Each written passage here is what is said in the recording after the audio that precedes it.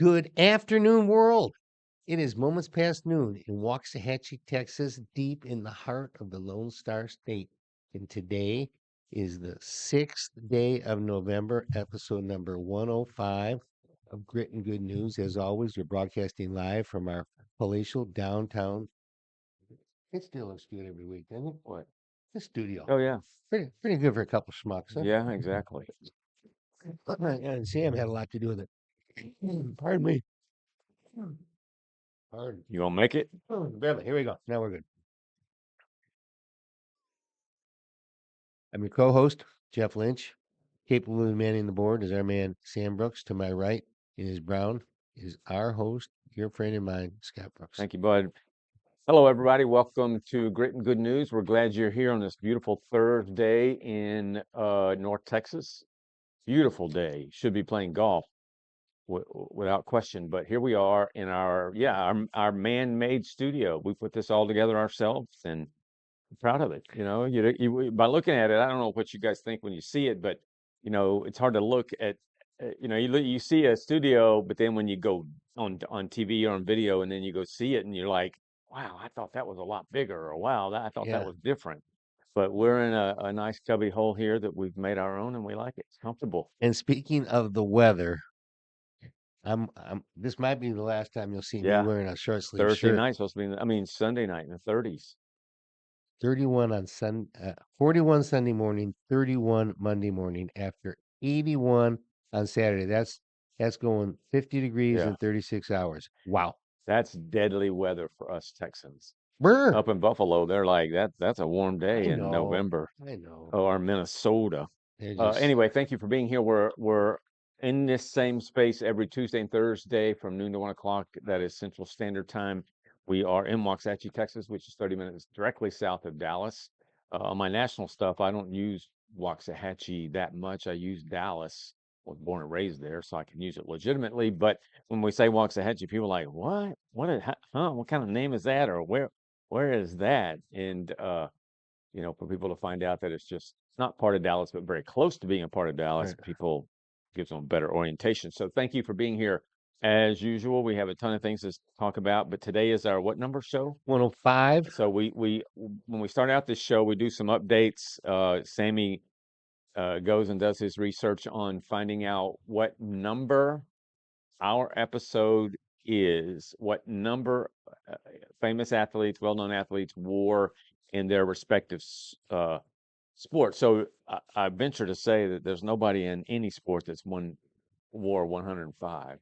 You think? No. Referees might, but anyway. So They this stop is at this is 99. yeah, we stop at 99. So we started over in 100 with 0. So Yep. we're at 5. So Sammy, tell us what athletes wore number 5. All right, got number 5, starting off with NFL. Do you even have anything that comes to mind? Yeah, Flacco. Is that the only one?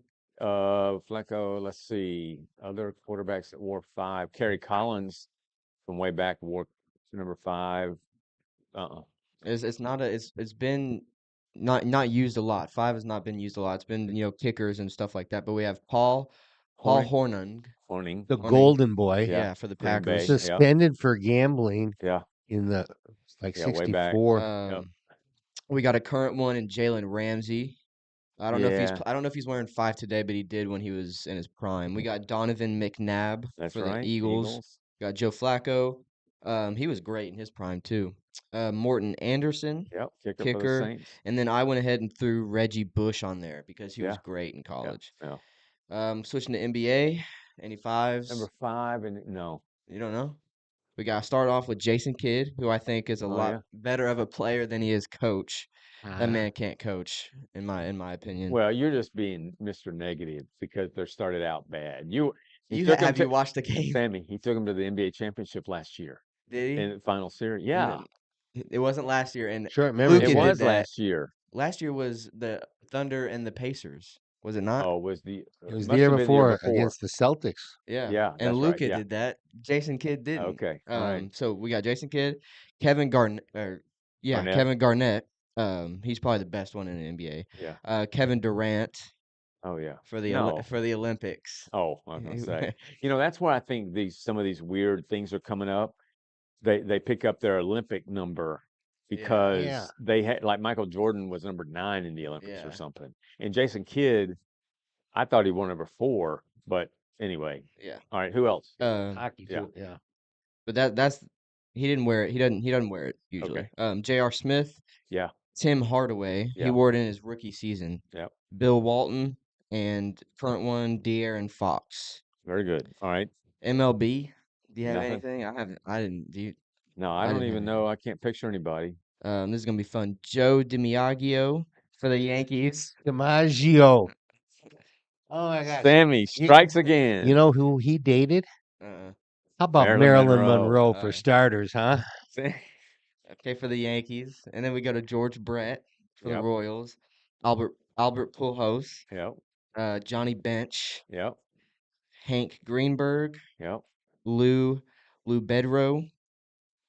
Does that sound familiar? No. And then Jeff Bagwell for the Astros. Yeah, Jeff Bagwell is the player. All right, and then I got about 7 for hockey. Y'all have any guesses? I got them all. I don't. Butcher the names. Go ahead. Butcher the names? Yeah, I like hearing you say them first. That's not that bad. Well, Nicholas Lidstrom for the Red Wings.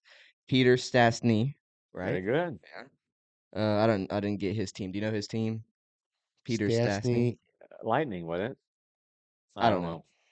I think maybe Ottawa. Yeah, I don't know. Bill Barrico for the Maple Leafs. Dennis Potvin for the Islanders. Yeah. Bernie Geoffrion for the Rangers. Guy Lapointe. That's Guy Lapointe. Guy. All right, and then we got last French. one, Mark Giordano. That's pretty good. Pretty close. All right. Who do you have? You missed Chris Pronger. Scott Stevens for Jersey. Yeah. Mike Ramsey played for the Stars and for the Sabres. And you're good there. And then Jeffrey Michael Lynch wore number 5 for most of his hockey career until we drafted a guy who was from Canada in our men's league team, and we had new jerseys coming out, and we had this guy that was Hey Terry. He was the vice president of marketing for Crown Royal. Oh yeah. And then he became for Tequila Patron. But anyway, this guy said, I said, I'm 5. He said, I'm 5'2". I said, dude, you're a way better player than I am. I'm going to take 55. And nothing ever thrilled me more than when the ref would go to the table and he'd go, that's 5 from 55. 5 from 55. Yeah. And hit one more player that wore number 5 all his playing years. So that was who? Me. I never wore anything. B. Only in football, but that was in my It's a good number. It's a handful. Yeah. It's a great number. Yeah. Great number. There you go. A few updates. Marine Ball is next Monday night at 7 o'clock at the Waxahachie Civic Center. That will be a big deal for those who are in the Marines, into the Marines, love the military, which we do.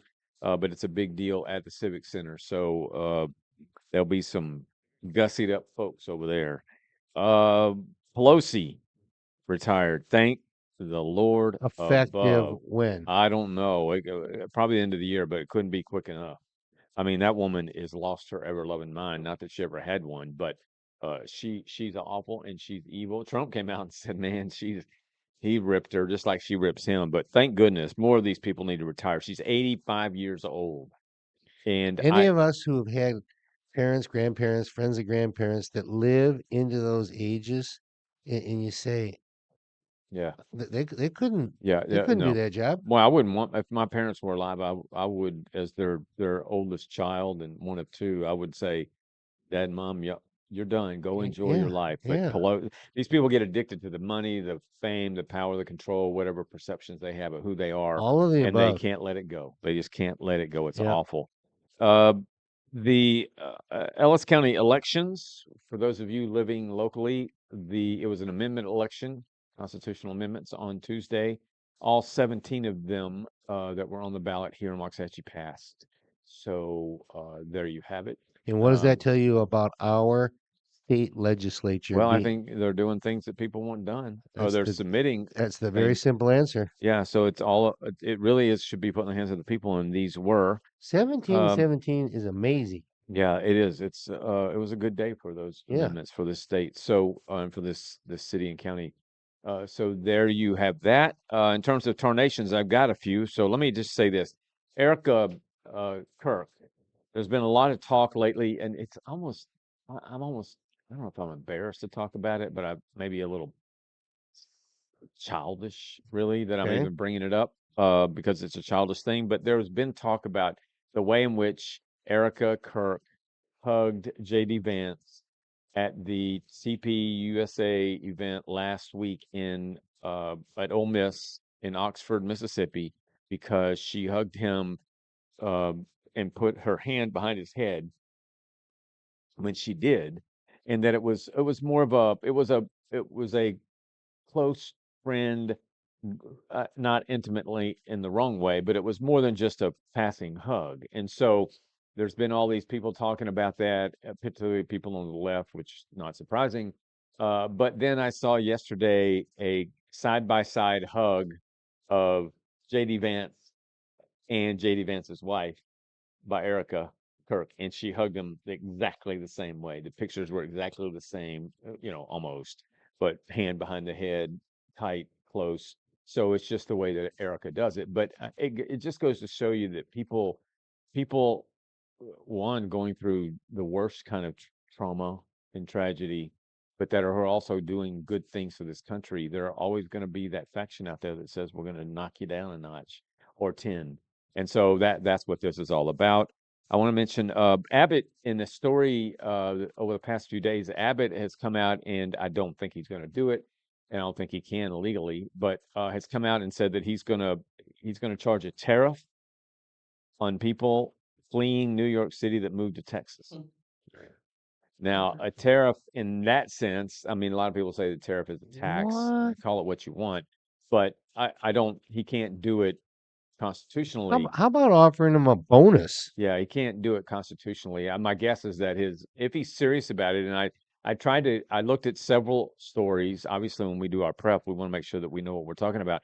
I looked at several different stories about this, trying to find where there was some degree of sarcasm or satire, and there was none in any of the stories, that it was a legit story. Obviously, that it's a dumb idea. I like Abbott, but Abbott can't be doing that. I agree with you. I mean, but I think his perspective is that we don't want Texas to be New York City'd, and so it's Well, we like already don't want to be Texas or California. Californiaized, Yeah, but so I think it's the same perspective that he has. So, you know I, what? We're getting the best of California and the best of New well, York you would that hope. way. You would would hope. think. I mean, they're leaving those places because of what's going Yeah, on. Uh, I think so that's AI getting in our head there. I don't. I don't know. It's more than AI. I think it's because again, I looked at these stories from different sources, and they got bylines and people writing them. But anyway, Okay. there you go. I read recently, and I also, because I thought this was going to be more of an AI or a joke. And any more these days, you really can't look at anything and say, okay, is that legit or is that AI? That is so I mean, sad. the AI is now producing videos. Like I saw one. Somebody sent me one of a woman almost jumping into a lion's pit at the zoo. And I wrote back immediately and said, that's AI. That there's no such woman did that. That's AI. I don't want Or to see dogs talking. I don't want to see babies talking. yeah, it's like I don't want to see here's any of one that. for you, the AI. I saw guys are out on the ocean and Okay. a seal swims up to it and spits out a baby seal. And people will believe that's real stuff. It's AI. But anyway, so you have to do extra research and filtering. In this case, it has been proven that in the past several elections, a dog has voted in Costa Mesa, California, which Costa Mesa is right near Well, LA. that's nothing. Hundreds of them vote in Chicago every Well, year. they must. But anyway, I thought that was funny. A dog. Normally, you see it about dead people or illegal immigrants or skeleton. I don't know anything, but I've never seen it about a dog. So there's a tarnation for you. Sammy, get ready to play that Obama video. I've got this listed as a tarnation. Like, what in a tarnation is this guy doing? This is Barack Obama, and we talked the other day on Tuesday about how Obama wants to be. He can't. You're talking about not being able to retire. This guy can't shake his insatiable desire to be big man on campus, to be the king of the hill, to be the hope and change, and be able to change the tides in the oceans. So this is Obama just I think this past weekend, if not earlier this week, uh, giving you a sense of who he still thinks he is. Let's hear it, Sam. Roll it.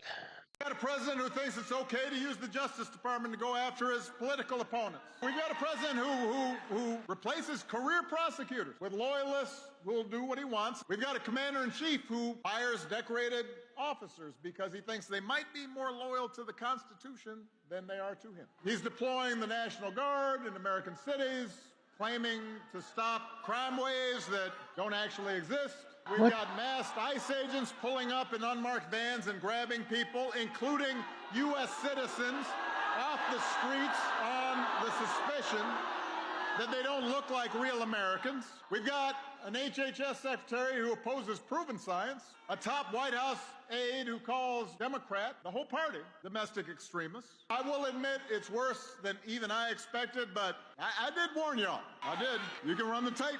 And by the way, he warned you too, because he said what he was going to do. But the fact is, there were plenty of people who voted for Trump and the Republicans anyway. The government is shut down, and the Republicans who currently are in charge of Congress, they're not even pretending to solve the problem. They have not even been showing up to work, not in session. Where are you? What are you doing? As for the president, he has been focused on critical issues like paving over the Rose Garden so folks don't get mud on their shoes, and gold-plating the Oval Office and building a $300 million ballroom. They never miss a chance to scapegoat minorities and DEI for every problem under the sun.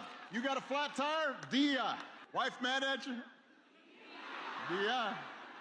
All the nonsense we see on the news every day, the over-the-top rhetoric, the fabricated conspiracies, the weird videos of a U.S. president with a crown on his head flying a fighter jet and dumping poop on protesting citizens, all of that is designed to distract you from the fact that your situation has not gotten better. You know, a lot of people have asked me lately whether I'm surprised by the direction the country is taking. Go ahead. And even though... Stop it, Sam. So there you have it. If there was ever an example, and I'm no psychiatrist, I've watched one on TV though, but if you ever wanted to know what projection is, that is what somebody themselves actually is, but they refer to others as being that way in a condescending, belittling, critical way. That's it. There was, I don't think in my lifetime, Biden, we could figure him out. We could see beyond his words. With Obama, this guy spent 8 years in prison, and as far as I'm concerned, was the biggest fraud ever perpetuated upon this country. And yet here he is. Almost every bit of that is a lie. There is not any government entity, namely the National Guard, pulling American citizens out of their houses, their children out of their houses, and disappearing them. None of that's going on. Obama says all facets of the economy essentially are bad. That's not true.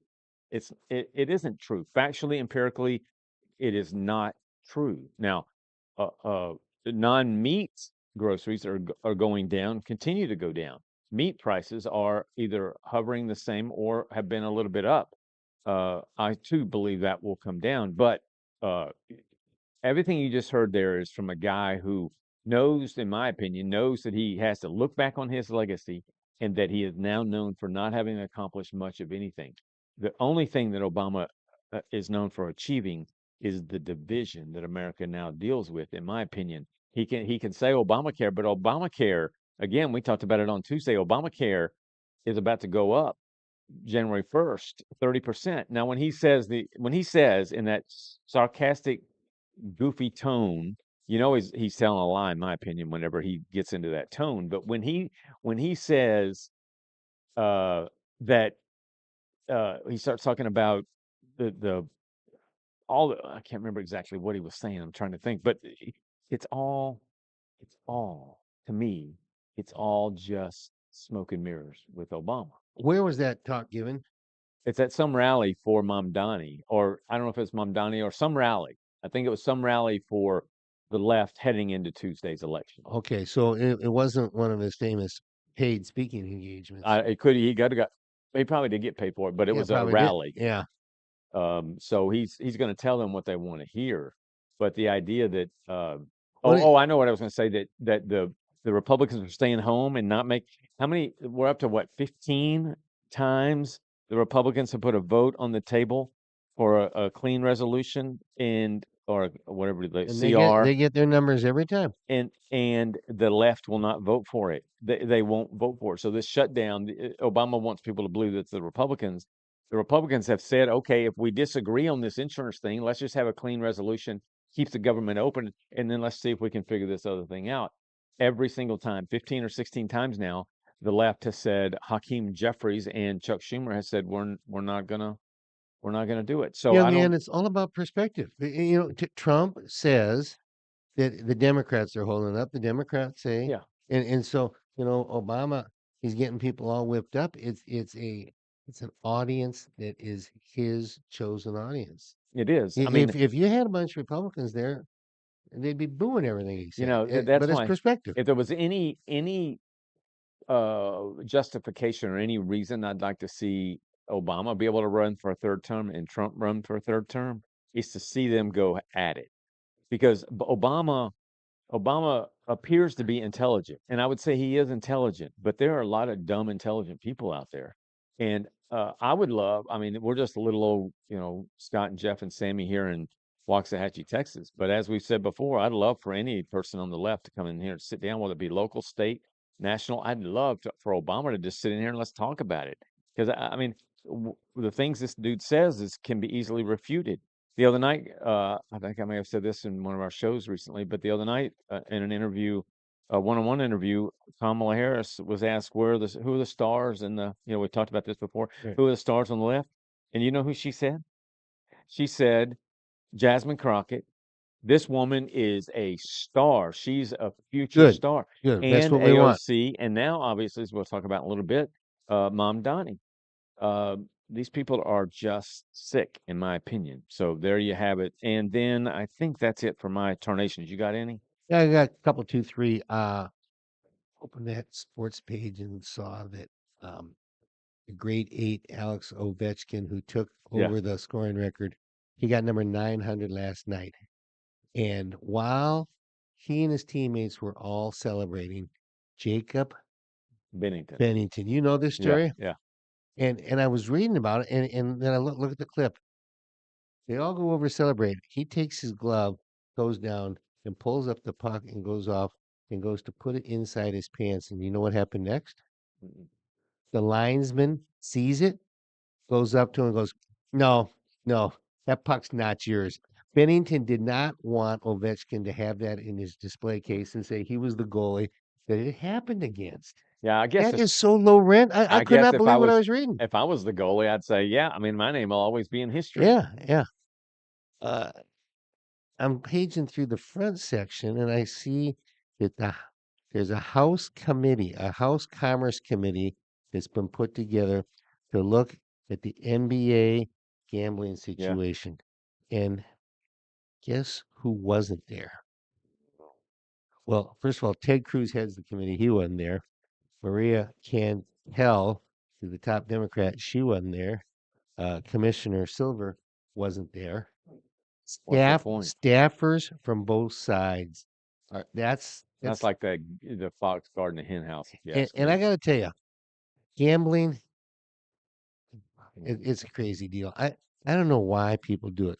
Every week in the Dallas Morning News, you've got 10 top journalists picking the college games, and 10 on college and 9 on pros. I'm going to read you their season records straight up.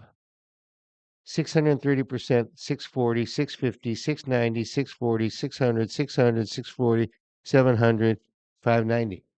They can pick who's going to win a game. Yeah. Now, but really, when it comes to the gambling line, 530, 490, 490, 510, 490, 500, 450, 450, 510, and 470.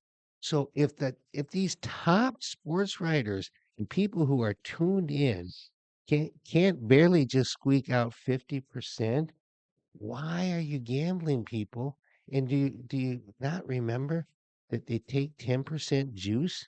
So you got a 10% penalty on a chance that even the best are 50%. You go to college, it's easier to pick a college game. 700, 730, 720, 710, 720, 710, 700, 750, 760 against the line. 470, 470, 560, 520, 510, 490, 490, Yeah. 500. Yeah, and what's even made that more difficult in gambling now is I think the reason there's urgency with this is because with DraftKings, Underdog, FanDuel, and a better, a boatload of others, you can bet on specific players' performance, which is even more difficult. I know. So and that sets up the whole point shaving it's deal. brutal. Yeah, it does. It really does, because it used to be you'd have to have I mean, a referee could referee or an umpire could change a game by himself. Yeah. But a player, with respect to the spread or winning or losing a game, would have a star player like Luka could tank and they'd probably lose. Yeah. But there's not as much control as they have now in point shaving, because now it's on how many rebounds. All right, somebody goes to some bookie or some lowlife goes to Luka and says, Luka, the line on you is to have 7 assists. Keep track of it. Get 6, and we'll pay you $2 million, because we're going to make a boatload of money, because we're going to bet a boatload of money on the fact that you'll be under 7. So that's kind of what happens. All right, what else you got? Final thing is, I was outside 3 times this morning, and the 4th time, guess what was there? What? The Rotarians have got the flags out, and it's for Veterans Day. And one of our best council people, Chris Wright, he does my neighborhood. Yeah, good. Back to the goalie thing. Yeah. You want an idea about how a name stays attached? A name, the lesser of the name, stays attached to the event. Hank Aaron. Do you know who pitched to Hank Aaron? I do, and a boatload of other people do. Al Downing. Al Downing will be forever known, not for anything at all, but having pitched the ball to Hank Aaron slam for a home run, the home run record back in 1974. So there you have it. I also want to mention, before we get to the meat of our stuff today, as we all know by now, a lineman for the Dallas Cowboys, a guy who's had a decent amount of playing time. Defensive edge. Yeah, defensive edge, defensive end. He's had his stats are pretty impressive. And recently in the games, I can think back this year and remember his name being called or seeing him on the field. Just Monday, he scored a touchdown. Remember that block punt? Exactly. Oh, it was him. He picked it up. Yeah, so it was reported this morning early that Nealand is his last name. I can't remember his first name. Marshawn Nealand, 24 years old, he played for Western Michigan. Second round pick from Wyoming. But he played. He's from Wyoming, but he played at Western Michigan.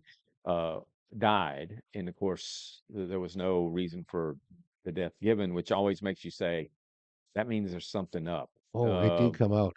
It did come out. It came out that self-inflicted gunshot wound, and there was a routine traffic stop that they were doing.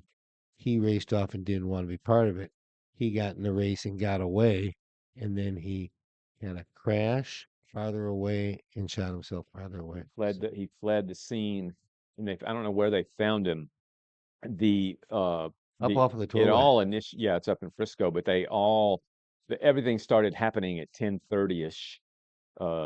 When the traffic stop was initiated, they found him at 1:30 with a self-inflicted gunshot wound. So here's a guy. This is the fragility of life. And Terry says it's tragic. It is tragic. But when you think about when we think about looking at other people, we never know what's going on.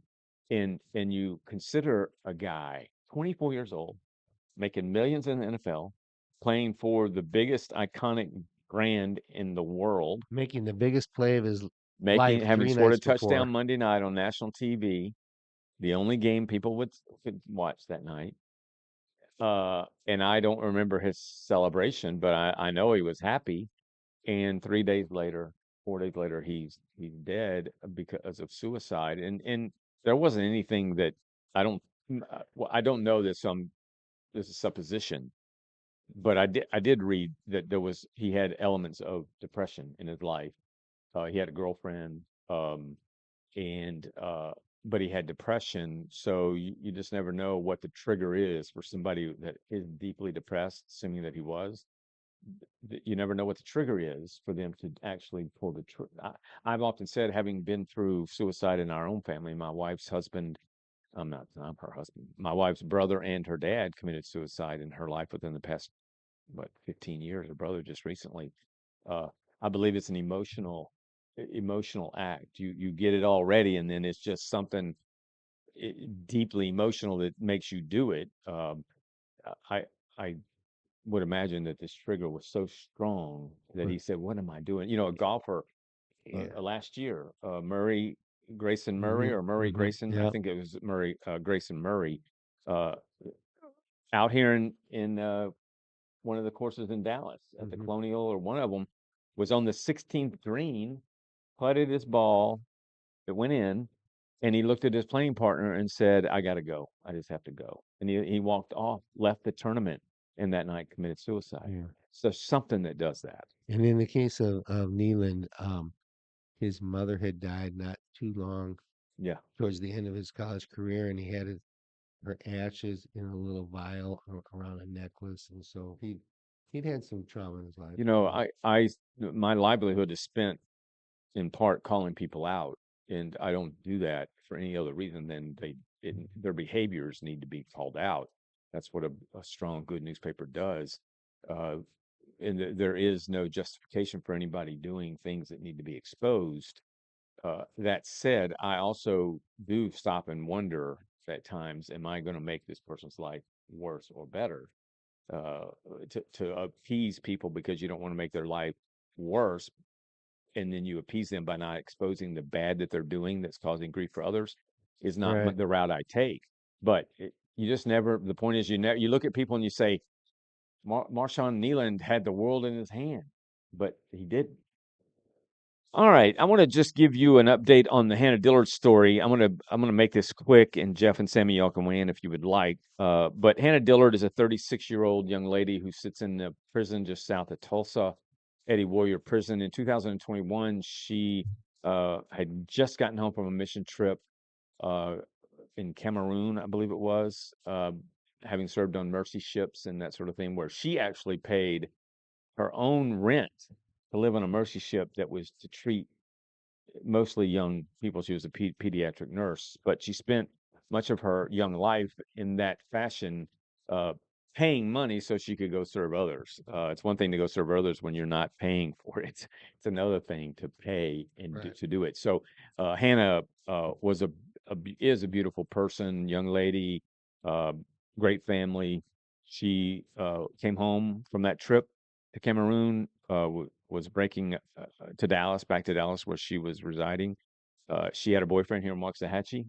That relationship was coming to an end, and she was distraught about that and was trying to reach him. He wouldn't answer, paraphrasing. So she decided she would eventually that night come down here during the evening. She had a birthday celebration for her dad. They all drove down from Tulsa in Dallas at a nice restaurant.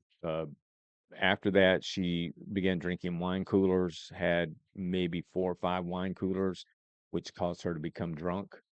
She, anyway, got in her vehicle, drove to Waxahachie to try to work things out with her boyfriend. Tragically, because of her inebriation, she stopped at the Quick Trip right there on Butcher Road in the interstate. When she got back on the interstate to go south into Waxahachie, I think exit 403 probably is where she was coming, maybe a little further down, but she thought she was on the southbound side of 35. She was on the northbound side of 35 going south. She ended up hitting a car head on that had 5 SMU students in it. Nobody passed away. There was one traumatic serious injury that one of the victims in this case is still deals with. This again was in 2020. No, 2000 and not 21, 2017. Yeah, 2017 is when the accident happened. The hearing, the trial was in 2021. Anyway, so that's what created all this. Hannah was on parole, or not parole, but on bond for 4 years because not long after she was on the typical, bailed out kind of deal, and then was on bond, and then along comes COVID. That delayed it even further. So for 4 years, she was out on bond, and pretty much, she had court restrictions and court requirements and that sort of thing to do and to follow. For the most part, she followed everything to the T. She gets to the latter part of 2021 and go to trial. She pled guilty. So really the trial was a punishment phase trial. I read every word of that transcript, 202 pages.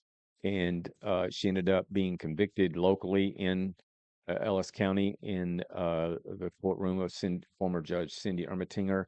Grace Panethuri and Sherry Roeder were the prosecutors.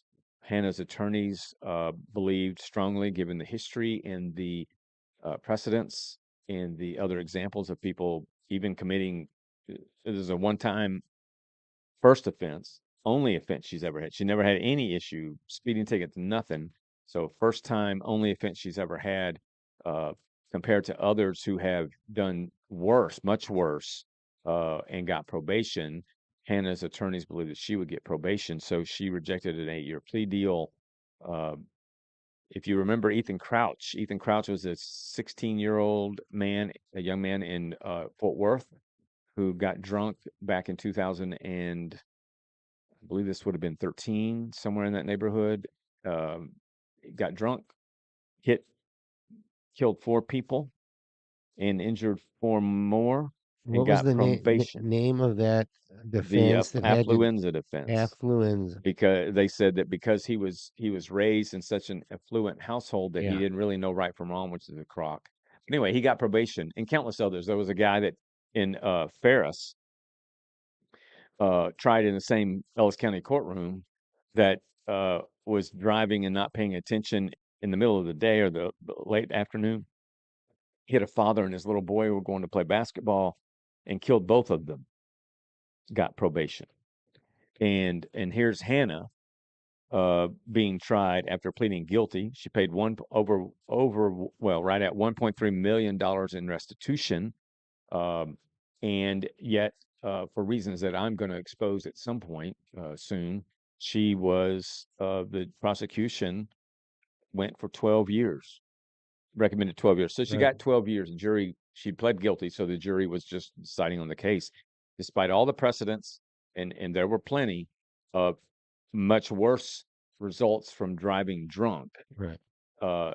Hannah got big time, more severe sentencing. So, and where is this battle to get this overturned? Yeah. So, let me just say this: that she got 12 years. Part of the reason, or the main reason she got 12 years, is because in the state of Texas, if you get 10 years or less of a sentence, you're eligible for parole at any point. And number two,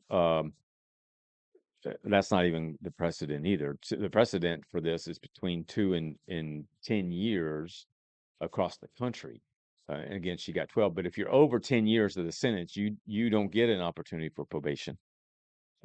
You have to serve at least half. She has served 4 years as of September the 29th. She served 4 years in this prison.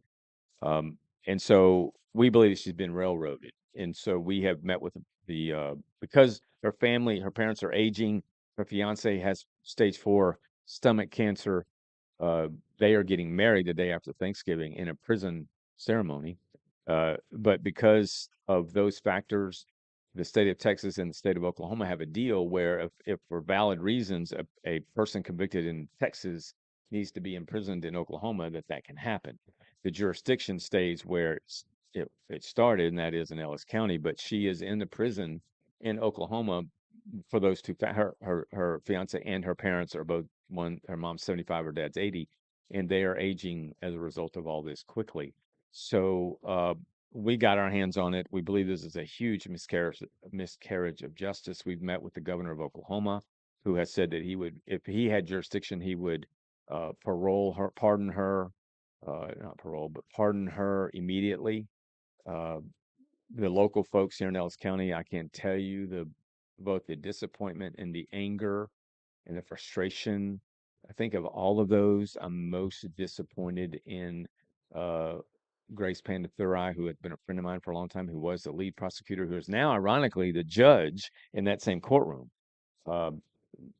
She nor will her co-prosecutor Sherry Roeder and Linda Beatty, the district attorney, are willing to say we over sentenced and let's address this and make it right. None of them are willing to do that, even under the guise of obvious reasons to do it.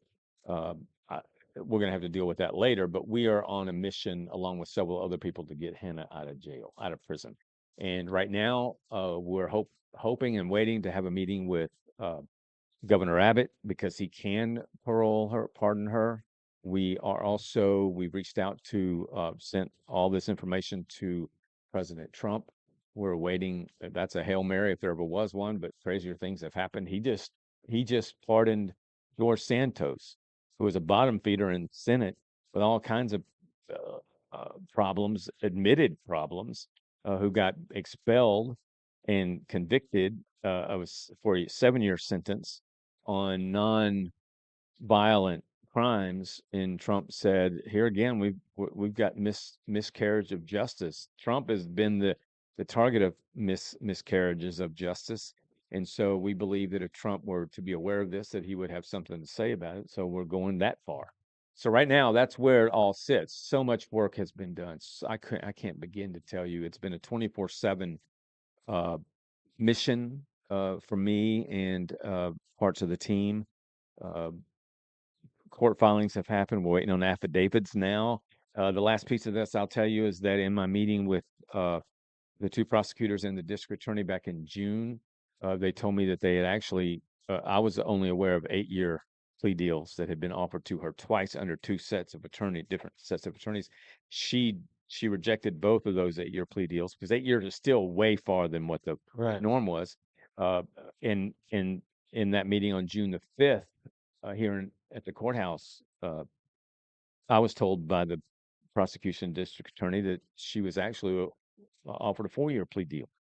She never got a 4-year plea deal from anybody. So now affidavits are flying around to find out where that plea deal went and why she wasn't offered it as she should have been constitutionally, in her civil rights. So we're dealing with habeas corpus, we're dealing with court filings, affidavits. So a lot of things are happening. But I can tell you, from where I sit, she was railroaded. It's a shame. It's going to be addressed I'm telling you, this has to be exposed in our own county. This kind of behavior must be exposed. And I don't care. I mean, I'm friends. I love Grace and Lindy. I endorse them both, but this is a bridge too far. And we got to right or wrong here. And if they don't want to participate, then we'll have to do it the hard way. So more to come on that, but that's the update on Hannah Dillard. You know, people, when we posted it, the stories that we've run 3 stories, 2 columns. We're about to give a presentation digitally about Hannah just orchestrated a 3-night revival in prison with the church out of Tulsa. 750 women attended. Over 250 of them gave their lives to the Lord. So Hannah's still at work, but we're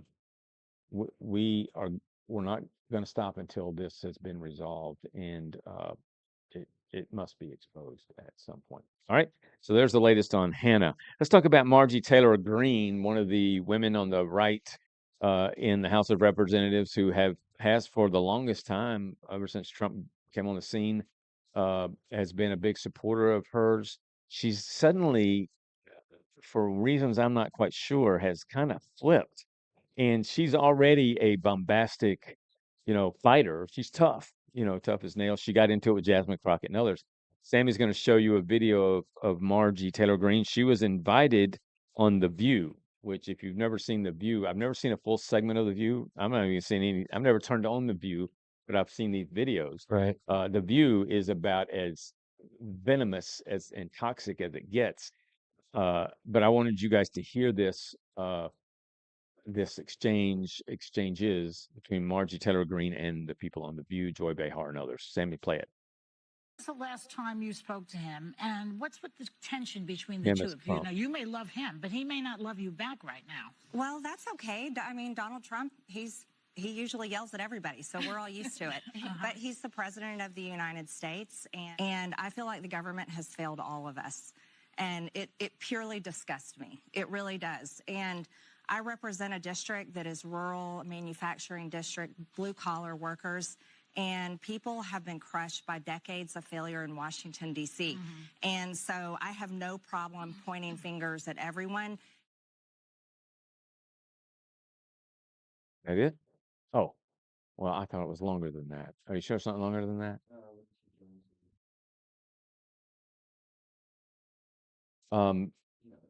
Okay, well, it went on. Sorry about that, but at least you get the sense. Marjorie Taylor Greene, it amazes me how politicians refer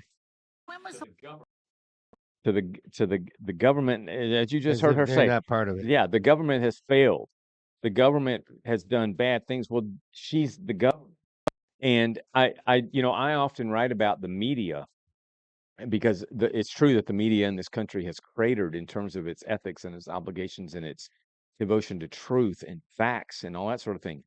We are part of the media, but we worked our backsides off over 7 years to make sure that we aren't included in that moniker, the media. We are saying we are a community newspaper totally devoted to our community, and whether the grind is really tough or not, we have an obligation to keep going, and I'm giving everything I've got to do that. So we're different than a media out there who's built on clickbait and falsehoods and biases and throughout its news pages or what have you. But Marjorie Taylor Greene has been a I don't know, a sycophant, a follower, a groupie of Trump for many years now. And my guess is that she has flipped. These people on The View have called Marjorie Taylor Greene every name of the book. Marjorie Taylor Greene has called the people on The View every name of the book. And now they're playing kumbaya.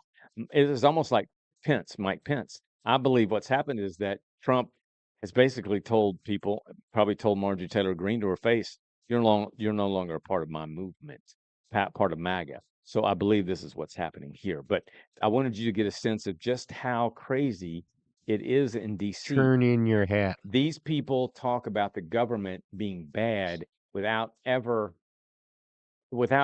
think we're stupid because she thinks we don't realize she's part of the government. I guess if you talk about an entity out there that you're a part of, it'd be like me being a part of a gang unit, being accused of beating somebody up, me talking about how that gang unit did bad without ever saying, well, I'm part of the gang unit. Right. It's the same thing. It drives me nuts. So there you have it. Just another example of how DC is rotted from the neck down. We don't have time to get into, I want to talk about New York City and California. Mom Donnie and Gavin Newsom. They're peas in a pod in a way, but totally different. And I don't know. Well, everything will be official. All the totals, and we can do that Tuesday. Yeah, we can do it Tuesday. But I want you guys to hear some videos, and I want you guys to really understand what's going on, particularly in the state of California, but also what's going on in New York City beyond the obvious. I do want to share this with you. Somebody sent me this. This is Halloween. This was last week. Halloween for socialists. Step 1, promise kids they'll get free candy and toys when they come to your house. Step 2, when the kids come to your house, force them to give you all of their candy. Step 3, redistribute the candy to kids who didn't go trick-or-treating because they didn't feel like it. That's exactly what socialism is. And that's what's about to happen to New York City. And thank God it's happening now, because we have a year to let this moron destroy New York City and Gavin to keep digging his hole deeper and we can say this time next year, or actually before this time next year, September, October, see, that's why you don't want to turn this thing over to the liberals. The Democrats are being overtaken by socialism. He's getting enough rope to hang himself with. Exactly. All right. So what do you got? Poem time. What do you got? I got 5 random thoughts too. All right. Oh yeah, 5. Let's hear it. When it comes to gambling, I can afford to win a lot. Communism is a first cousin of socialism. On any given number on the scales, it looks better going down than it does coming up. Yep. It's easy to be a Christian here. I don't know who said that. I heard it the other day. I looked it up. They said a lot of people said they were in reference to here versus the United States. Versus Nigeria. Yeah. And revisionist history wins you no bets. Yeah, that's right. Very good. You know, the thing about Mamdani and what you just said there about socialism and communism, he's defined himself as being either a communist socialist or a socialist communist. There's no secret to what this guy is. He's combined both of them, and that's what he is. He's wanting to offer free daycare, free faster buses, free no fares. I mean, it's going to implode New York City. You watch. What did I do last week? I was giving you. Oh yeah, that's right. I mean, yeah, that state's clearing out of businesses, no and doubt. Anybody with a half a brain and or not that state, that city. Okay, that city. I agree. Okay, this one's called "Tale of the Scale," and it kind of make a reference to what I just said. Once again on a diet, trying to make up for many a food riot. Every time I drop a pound, feels like I've won another round. Whenever the scale moves the middle digit, my heart starts to jump and fidget. Yes, your daily weight reflects what yesterday you ate. Of course, every pound that you earn is one that you didn't burn. Well, there's also what you drink that can make you sink. So, food, exercise, and beverage are the big weight trio. You must win at all 3 to be a weight loss hero. Taking it off and keeping it off are 2 different things. Not keeping it off leaves you soft, but taking it off makes you sing. My dubious track record could actually be a real record. 7 times I've shed 50. Sure sounds pretty nifty. Except each time after a big loss, pounds work their way back on this diet boss. Now I'm down 70. This is an old poem because I'm down 120. While this sounds like plenty, I'm still considered morbidly obese, so I'm not yet at weight loss peace. I've never really had a firm number as a goal. If I would have, I'd have never told a soul. However, now that I'm 70 shy of my recent all-time high, there is a number I'd like to try. Looks like the century mark is no longer a shot in the dark. Onward I trudge to the scale, but to make the scale budge. Daily I must try, 'cause the scale doesn't lie. Then I appended a little bit later, now down to 92. Nothing but 100 will do. Got to keep up the good work, or it will never come true. But the real big thrill was not the normal scale drill. Yes, I moved the first digit. Yes, it made my heart fidget. Very good. Yeah, that was in when? 220? That was in 2021. So I'm sitting down 120. I was down 140. It's just it's a daily fight for some people. I understand. All right, let's do our day in history. A couple things I want to get in after that, and we'll be done. Okie dokie. This day in history. Well, I had a few bonuses to go 13-0 on eight choices. Okay. Former Illinois Congressman Abraham Lincoln of the Republican Party was elected President of the United States as he defeated, and there's 3 bonuses, and I didn't get any of this. There were 3 other people on that ballot. 1861. I was going to say 1864. 1860. John Breckinridge, John Bell, and Stephen Douglas. Okay. Republican presidential candidate Benjamin Harris won the electoral vote over incumbent Grover Cleveland, despite Cleveland gaining 990,000 more votes. It would be the first time the popular vote winner would lose the election until 2000. That was Gore. That was 1916. 1922. you went backwards on your dates. Oh no, you didn't know. 1988. That's 88? That's a big jump. No. 1888. I'm sorry. Oh. My bad. Sorry. 1888. Okay. Yeah. Meet the Press, the longest running television show in America, made its debut on NBC. The host was the show's creator, Martha Roundtree. There's a woman in a key political media job back then. Meet the Press started. 1960. 1950. 47. Sam's Yes. there. Nice, Sam. Okay. 39 people, mostly students, were killed when Kelly Barnes Dam in Georgia burst, sending a wall of water through Tohoka Falls College. 1971. 1963. 77. I'm in it. Sammy's rolling. President Ronald Reagan won re-election by a landslide over former vice president for the bonus, Walter Mondale for the bonus, and the year was 86. No. Oh my gosh, I got to think 1984. 84. Oh. You got to get your election cycles down. They follow Olympic cycles and leap years. Or who follows who, I don't know. President Barack Obama won re-election, vanquishing Republican former Massachusetts governor Obama? Who did he beat in 2012? I thought it was John McCain. That was 08. In 2012. Oops. Oh, was it Mitt Romney? It was Mitt Romney. And in 2012. Yeah, I was gonna say 2012. Yeah. So I got a bonus and that. Yeah, I gave that one away, didn't I? Sam was on it. His eyes lit up like saucers. I knew it was Romney. I haven't given you a gift like that in a long time. When we close with a passenger plane crashed into Lake Victoria as it approached an airport in Tanzania, killing 19 people aboard. 2019. 2021. 2022. Sam had a big number. What'd you get? 6, 3, 4, 5, 6, 7, 7 and 1. 7 and 6 and 3. Way to go, Sam. All right. This Great job, show is brought to you by Hooser Custom Meats. Hooser, Hooser Custom Meats in Italy, Texas. If you're looking for steaks and cutlets and whatever else, I mean, they got it all, and it's very good stuff. Real homegrown, farm grown, really good food. Meats, Hooser Custom Meats in Italy, Texas, 903-688-1446,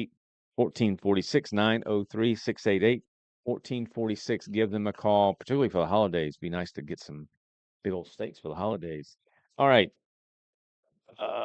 Let me give you a true facts that sound like you know what. Let's see if you boys got this one. See what you're made of.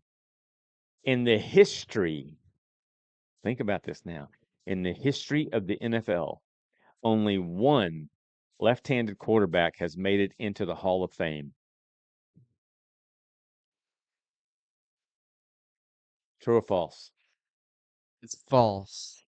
I think it's going to be Mike Vick, and for some reason, Dan Marino. Mike Vick's not in the Hall of Fame. Yeah, Mike go ahead. And Dan Marino wasn't right. Left-handed. True or false? I'm going to go false still.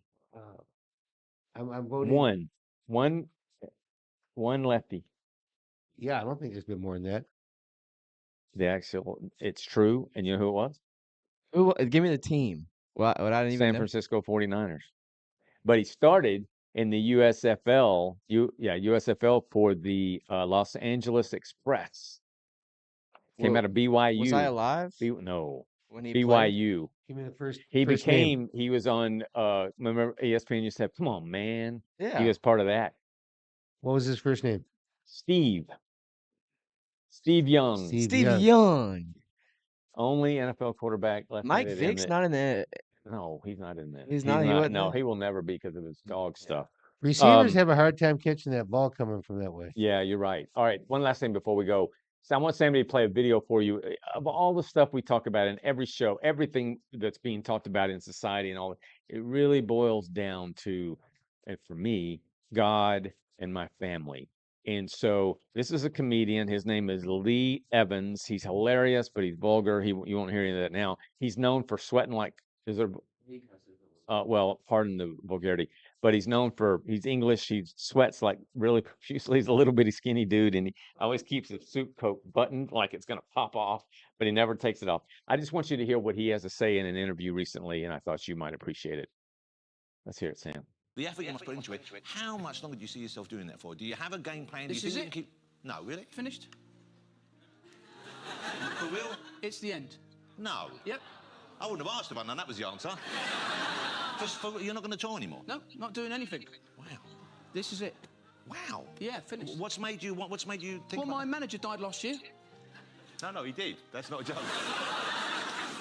He did. So really, so that was like a moment where you're getting laughs on that. Yeah. That's why we can't let you go, you see. No, that's why it's a good thing, because he used to manage a lot of comedians. So if he got a laugh, that's fantastic. Yeah, well, he used to manage me as well. Yeah. Yeah. So, and sort of, I suppose, really, I don't know. I haven't really, to be fair, I've been working. I mean, I started off cleaning toilets, right, when I was a kid. And I've had loads of jobs, and I've just kept working and working and working. My dad always said to us, you've got to work. So I've just continuously worked and done comedy, toured, but I've ignored, I think, for far too long, my missus. And I want to spend a lot more time with her. Oh, wow. That's a lovely thing to do. That's good thing. So, certainly then, for the time... So there you go. May we all stop and give thanks and appreciation, particularly us men, and pay attention to our misses, as he puts it. Yep, me a good one. Thanks for being here. We'll see you next Tuesday at noon. That's all yours, Jeffrey. Well, as always, make it a great day and put a smile on somebody's face today, please. See ya.